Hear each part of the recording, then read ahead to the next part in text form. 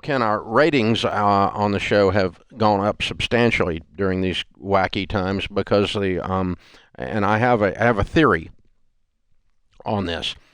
Have you noticed that the world has gone nuts? Yes. Yes. Lost their minds out there. What is wrong with you people? Yeah. So, I mean, yeah, it's just it's a thing. And so and like we're still sane and stuff.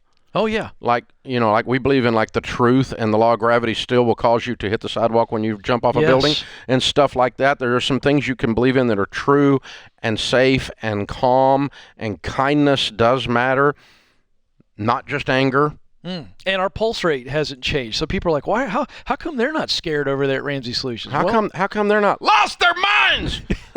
Because we actually believe in solid things and teach solid things, and so the great news about the stuff we teach here, whether it's in the career area, the mental health area, the marriage area, the money area, certainly is, it works in crazy times and it works in regular times. Mm-hmm. And so I guess everybody went, I need some calmness in my life. I need some stability in my life. I need an anchor that is based on actual facts, not people just making up crap, which seems to be a thing. Like, the old joke was 88% of the statistics are made up on the spot, right? And so I think it's 98%. But it's like right now, 88% of the science is made up on the spot. So, oh, geez, there you went and did it, Dave. I did it. I went there, didn't I? He just did it. I did it. So, but I mean, it's just, and people are lost their dadgum ever-loving minds. Yeah. And we could have said this exact same little rant right here about 18 months ago, and we would still been accurate. But right now, it's just we have the second wave of crazy coming through. We went through the pandemic, and now we're going through the economic tsunami. That is the delayed. Where does a tsunami come from? An earthquake way out in the ocean. So the pandemic was the earthquake way out in the ocean. Now we've got supply chain, labor shortages, product shortages, hyperinflation.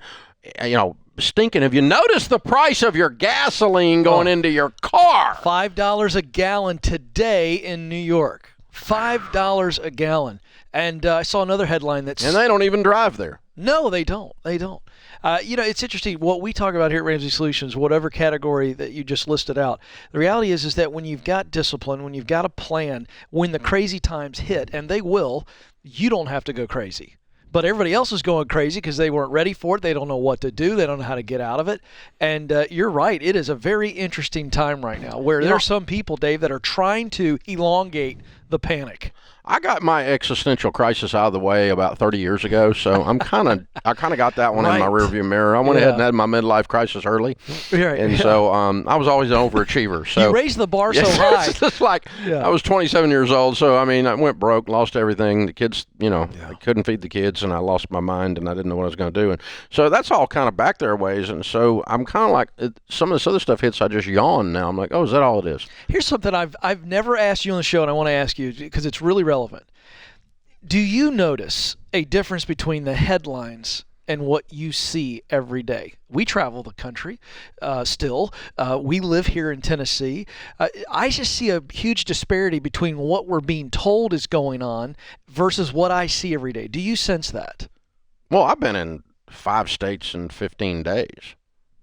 Just recently. I mean, in the last 15 days, I've been traveling. We were doing stuff with radio. I was doing stuff with when I spoke at Liberty University, and so, I'm sad to say that both sides of the media, because there's not like a media anymore. There's the right media and the left media, and they both lie all the time. If it bleeds, it leads, and so. The right-hand media is telling you that, that if you go to California, it's all shut down and the governor is whatever, and the whole thing. I went out to Orange County and it was like nothing going on. That's what I'm talking about. Walking around around normal. And I went to restaurants and a couple of the servers had masks on, but I mean, it was about like it is here in Nashville and, fewer rednecks, but I mean, it's just, but it was just, I mean, it was like I expected based on the news media to think I was going to Russia. Right. The right-hand news media. And, of course, the left-hand news media would have you believe that we're all going to die tomorrow. And so you might as well get, whatever living you have left out of the way because Friday's coming. And so, But I mean, and and I don't see that out there either. That's my point. I quit watching them. And a lot of them are friends of mine. That's good. And I just had to turn them off because my old friend Zig Ziglar used to say, he said, I get up every morning and read the Bible, read the newspaper so I can tell what both sides are doing. And so, that's so good. Classic Zig. Classic Zig line. But he's right. It's like if you took a week off. Inputs will screw up your mind. Yeah. And you join the crazy. You join the fray. Right. I got a friend of mine watching CNN and Fox. Right. We're going to have to put the boy in a rubber room. He's going to lose it. It's just going to. Well, his brain is draining out of his ears. So what you watch, what you listen to, who you hang out with, dramatically affect our decisions. So some of this crazy is a result of we're paying attention to the wrong things, listening people. to the wrong things. Yeah, it's like step off the. Oh God, merry-go-round. crazy people are in charge. That's the problem. Oh no. Well, see, that's the myth too. They're not in charge. I mean, there's all kinds of nonsense going on in D.C. right now every day. Well, that's and ask nothing yourself, how does that affect your day-to-day life? That's nothing Get new. off of the crazy merry-go-round and realize you have a lot to do with you. Yeah. A lot more than you realize. It affected me when I went to the gas pump. Sure, of course. It affected me a few other times, but overall, other than that, it didn't really affect me, except to the extent I chose to cram this trashy input into my brain every day and then try to exist in a normal world. The only time I got nervous, Dave, was when the toilet paper got dicey. That was a little scary. Got up to the old neighborhood grocery store, couldn't find any toilet paper. I officially got nervous. That was the only time. Shook me for about 10 minutes, and then I realized, we'll adjust, and then I got over it. Aren't you glad I shared that with you?